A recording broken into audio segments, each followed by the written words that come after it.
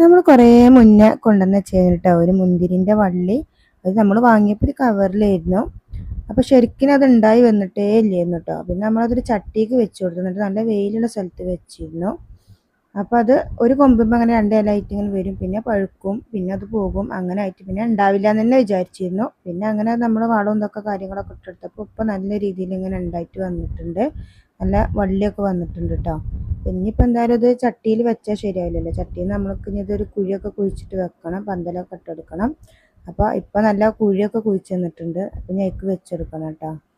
അപ്പോൾ അതിന് കട്ട പിടിച്ച മണ്ണായിരുന്നു. കുറേ നേരം വെള്ളമൊക്കെ ഒഴിച്ചിട്ട് നമ്മൾ കുറേ നേരം കുത്തി കൊടുത്തു. നനക്കണത് തന്നെയാണ്, പക്ഷെ വെയിലുകൊണ്ട് വേഗം അത് മണ്ണ് കട്ട പിടിക്കും കേട്ടോ. അതിൻ്റെ ഉള്ളിൽ കുഴിയിലേക്ക് ക്ഷമോളൊന്ന് വീണും ചെയ്തു. അപ്പോൾ അതിന് അവിടെ നിന്ന് കുറേ നേരം കരഞ്ഞു.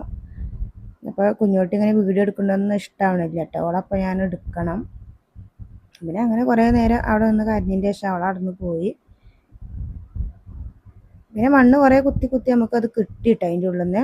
അപ്പോൾ കുഴിക്കാൻ വെച്ചെടുക്കുന്ന നേരത്ത് കുഴി നല്ല ആഴത്തിലുള്ളതായിരുന്നു. അപ്പോൾ തയ്യ് കുറേ താന്ന് പോവുകയാണ്. അപ്പോൾ ഞാൻ പിന്നെയും തയ്യ് അതിൻ്റെ ഉള്ളിൽ നിന്ന് തന്നെ എടുത്തിട്ട് ചട്ടിയിലത്തെ മണ്ണ് മൊത്തമായിട്ട് കൊട്ടി കൊടുത്തിട്ടോ. ചട്ടീൻ്റെ അടിയിൽ കുറേ മണ്ണുണ്ടായിരുന്നു കട്ട പിടിച്ചത്, അതൊക്കെ നന്നായിട്ട് കുത്തിയിട്ട് തന്നെ അതിൻ്റെ ഉള്ളിൽ ഇട്ട് കൊടുത്തിട്ട് പിന്നെ അങ്ങനെ തയ്യിൻ്റെ മണ്ണ് വെച്ച് കൊടുത്തു.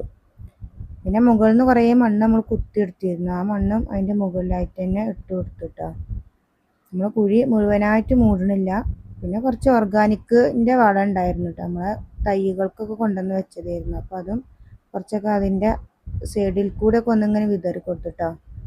ഇനി കുറച്ച് കരിയില വേണം, അതും പാടെ ഇട്ട് കൊടുത്തിട്ട് നമുക്കൊന്നതൊന്ന് മൂടി കൊടുക്കണം. ഇവിടേക്കാണെങ്കിൽ നല്ല വെയിലാണ്. അപ്പോൾ കരിയില കൊണ്ടുവന്നിട്ട് അതും വെച്ച് കൊടുത്തു. എന്നിട്ട് പിന്നെ നന്നായിട്ട് നനച്ചൊക്കെ കൊടുത്തു കേട്ടോ. പിന്നെ കുറച്ച് ഓലപ്പട്ടയൊക്കെ കൊടുത്തിട്ട് മറിച്ചിങ്ങനെ വെച്ചിട്ട്, നല്ല വെയിലായതുകൊണ്ട് ഇനി നല്ല വള്ളിയൊക്കെ വന്നിട്ട് നല്ല പന്തലൊക്കെ കെട്ടി കൊടുക്കണം.